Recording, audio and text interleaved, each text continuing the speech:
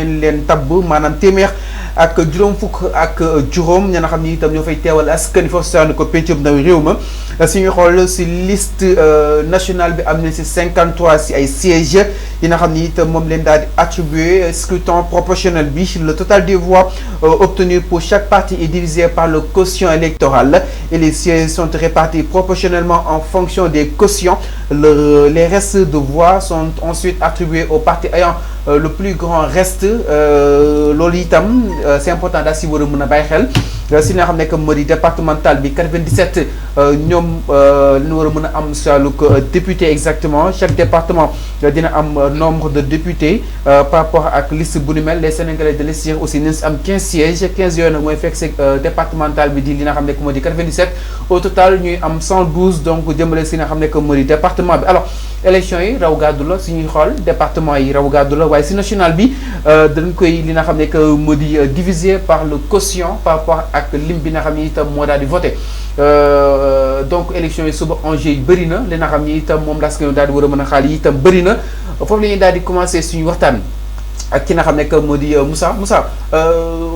élection yi ak tolluwaay wi ak campagne ba si ba fu ñu toll nii si wàllu bu nu mel ban jàng nga si daal defe nii. oui merci monsieur Sylla waaw élection bi nag comme tu l'as dit élection la boo xamante ni dafa xaw a wute ak yi ñu miinoon. ndax li ñu miinoon ci élection législative mooy député day def benn mandaam ba mu jeex ñu doog a yegg si fi ñu war a defee les élections organiser des élections législatives. Okay. Mais fii li ñu ci gën a jàpp mooy c'est des élections anticipées. Élections anticipées mooy nguur gu bees dafa ñëw bi mu fii ñëw yoon may ko su dawalee ñaari at su dawalee ay weer ci bopp nguur gi yoon may na ko mu tas boobu assemblée nationale pour organiser des élections anticipées. loolu moo tax ma ni la élection bii nii dafa xaw a wuute ak yi nga xamante ni moom moo fi doon am. ñu daal di dissoudre assemblée nationale bi fi nekkoon jàpp datu élection mu war a nekk suba le 17 novembre. mu nekk vraiment une date boo xamante ni voilà ñëpp ñoo ngi ko doon xaar. alors allez-y. waaw ñun. ñu bokk ci mouvement Agir boo xamante ni dañoo am en tête le président Thierno Bocoum. exactement par rapport seen appartenance sur le politique laata ñoo daal di marqué exactement le débat par rapport ak li nga xam ne que moo di justement élection yi fu mu commencé ak fa nga xam ni itam fa la daal di yemani exactement alors El Hadj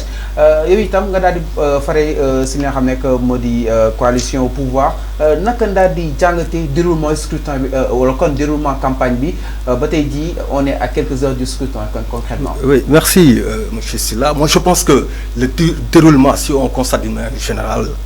c'est un déroulement parfait. On a battu campagne, on a fait une campagne franchement extraordinaire. Et puis, pour nous dire au Sénégal,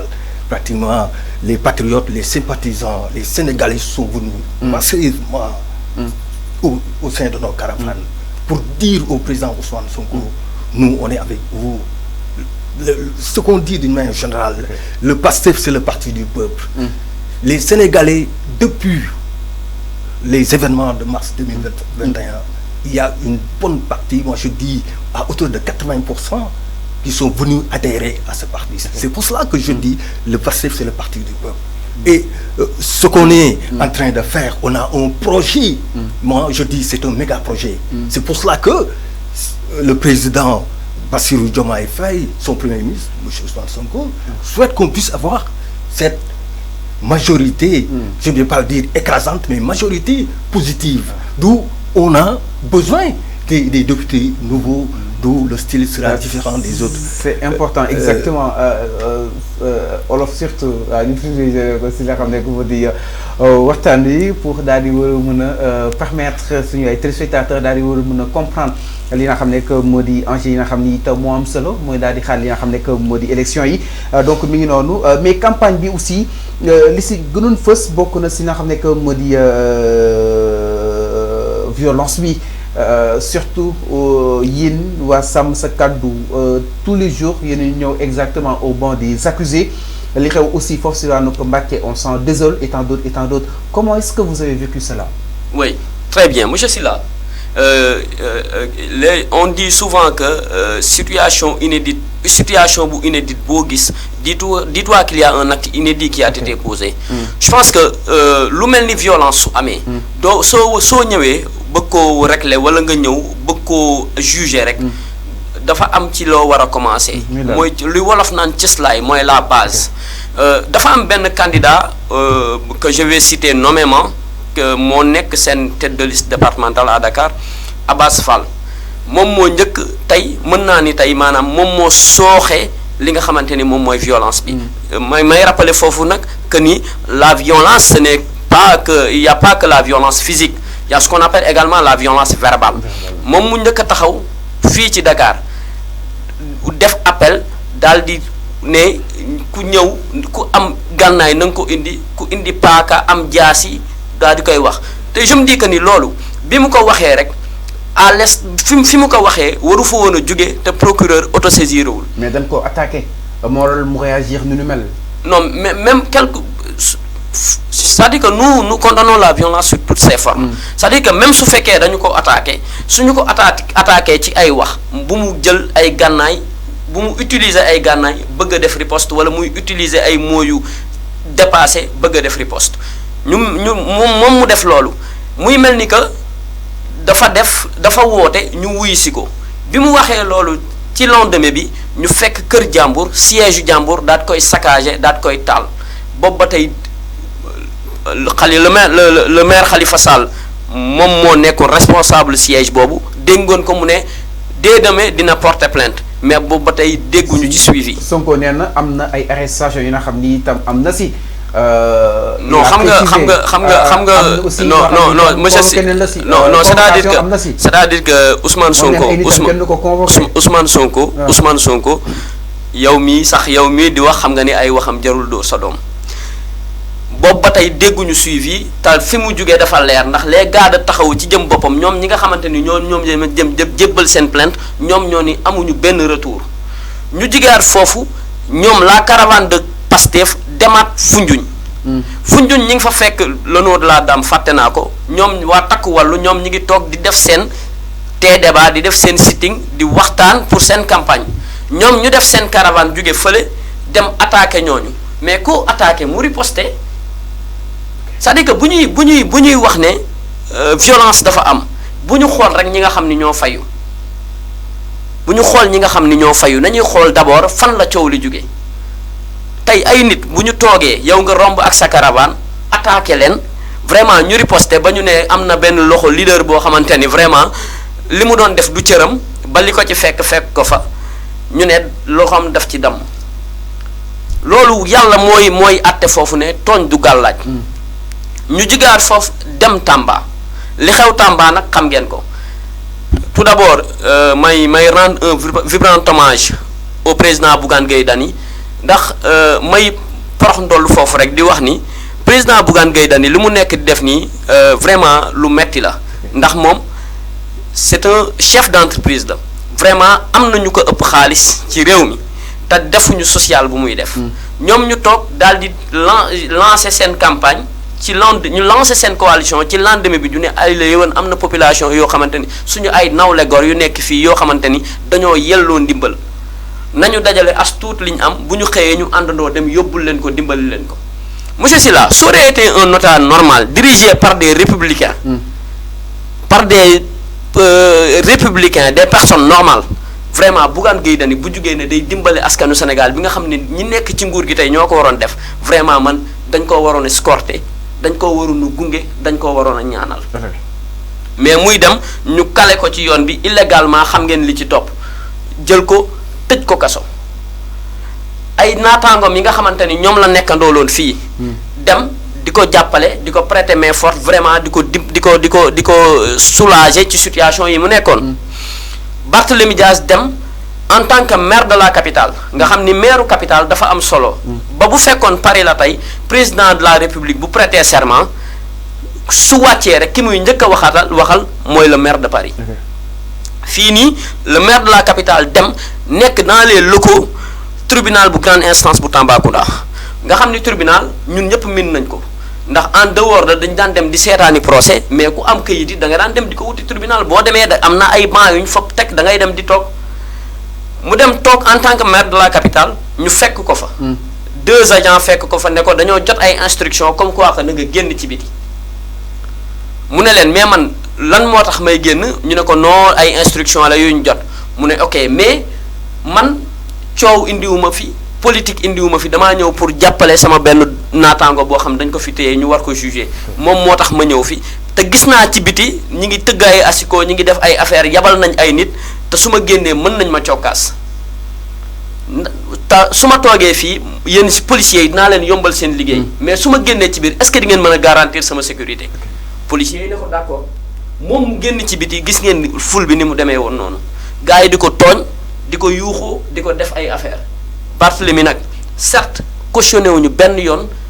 saaga yi mu doon def moom bi mu génnee jéggalu na baalu na àq mais nag tooñ du gàllaaj ñu jóge ci loolu ñoom ñuy continuer seen caravane ñu jóge loolu ba ñu bàyyi président Bougane Gueye Dany ñuy di def seeni caravane waaye li ëpp solo ci loolu xam nga lan la mooy vidéo yi nga xamante ni moom la ñu wane gànnaay yi doon njëkk di génne mais génnewul ci waa sàmm sa kàddu gànnaay yi ñu doon génne mais yi ñu njëkk a génnewul sa waa sàmm sa kàddu li ñu naan dëkk dóore boo gis fayu moo ko tas koo ñëw attaqué mu riposte nag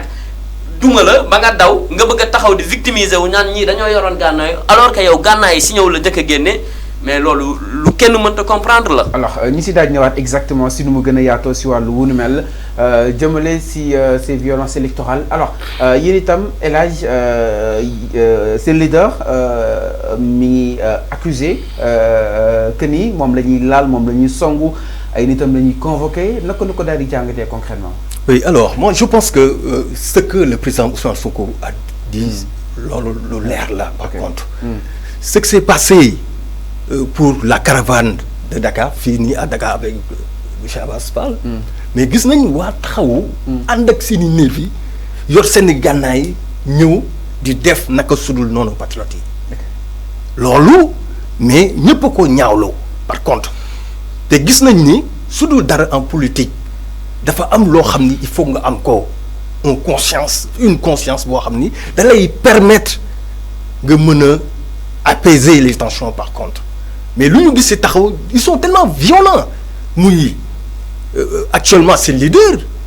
kooku Barthélemy suy taxaw fii di saaga les patriotes di saaga sénégalais yi mais loolu c'est inadmissible pour un leader en fait ñun buñ considéré wuñ ko sax comme leader ni Bougane Gueye Dany ni Pape Djibril Fall et Anta Babacar par contre tu as vu ce qui s'est passé à Saint-Louis gis nañ ko ñoo xam ni des patriotes nekk seen liggéey nekk seen occupation caravane sàmm sa kàddu ñëw fa ñu naan ñu leen di sonkoriser ñu wàcc ak seen i nervi on a vu ce que Assane Diouf a fait par contre naan wàcc leen kuy Sonko ku naan Sonko ngeen wàcc dóor ko par contre et ce qui s'est passé c'est inadmissible c'est inconcevable par contre c'est condamnable des gens yoo xam dañ leen doon lyncher ak des machettes par contre loolu c'est inhumain nit warul def loolu par contre te loolu ce sont des faits vidéo yaa ngi fii on ne raconte pas des histoires la preuve en est que Assane Diouf après defaat na vidéo ne moom leneen la wax c'est uniquement dafa bëggoon laver son honneur par contre te vidéo yaa ngi fii par contre les Saint-Louisiens les patriotes étaient sur place il y avait des témoins oculaires qui ont vu des faits atroces loolu ñëpp a ko condamné moi je pense que monsieur Sylla ñoom seen mouvement boobu franchement ce sont nekkuñu ay modèles d'inspiration pour la société sénégalaise par contre franchement parler mais imaginez nga yow sa caravane nga yor fa ay machette nga yor fa des choses yoo xam ni ñoom du woon seen cër ñu koy yor ay gànnaay yoo xam ni c'est nit waru ko yor par contre une personne simple par contre waru ko yor nit ko ànd conscience am waru ko yor tu peux se protéger mais mun nga éviter yor ay gànnaay yoo xam ni day gaañ day rey tu as vu c'est la raison pour laquelle au niveau ba ngeen c'est retour di ñëw si à Dakar ba ngeen ñëwee ba Àllokañ au niveau de la région de Thiès foofu gendarmerie da leen arrêté sur instruction du ministre de l'Intérieur. Parce que... Instruction d'Ousmane Sonko. Non, attends. J'ai la parole, il faut me laisser parler. Quand tu parlais, moi, je te laissais parler, par contre. Tu as vu, moi, je pense que l'idéal, c'est ça, par contre. Tu as vu. Au niveau de Alokani, la gendarmerie nationale les a arrêtés. Et nous guissons, au niveau de la caravane, des armes, il y a certains qui ont dit que ça, le fait nul. Peut-être, bon, ils ont bien avant, peut-être. Tu as vu. Le ministre vient pour nous vérifier du fouet au taï. Non, j'ai entendu, par contre, certains disent que. J'affirme. Bon, certains ont dit qu'il y en a d'autres même. Peut-être que nous avons gendarmerie, peut-être que peut-être certains l'ont dit. Mais je n'affirme pas positivement. Okay. Mais ça, j'affirme. Parce que il y avait. C'est filmé, tous les Sénégalais ont vu les images. Mais Japonais, c'était évident parce que aussi Matrak, le Bartelo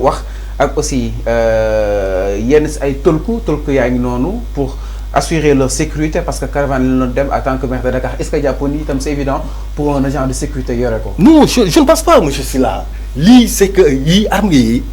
ces gens de matukaay yi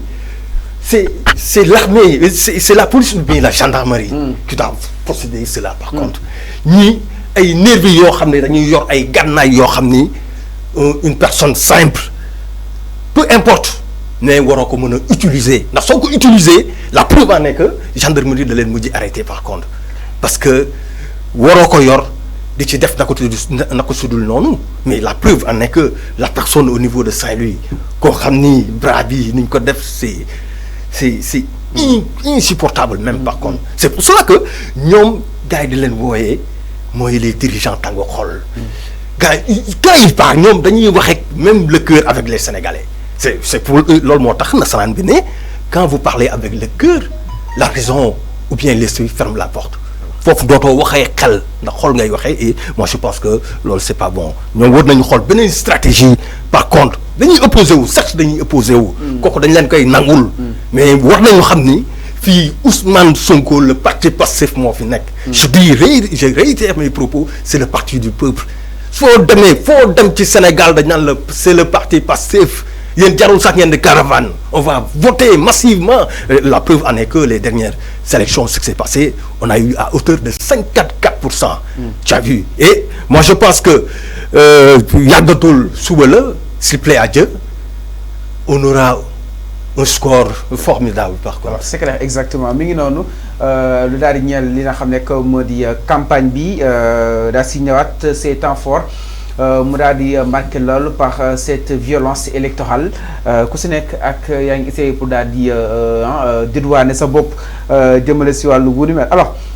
ginnaaw loolu.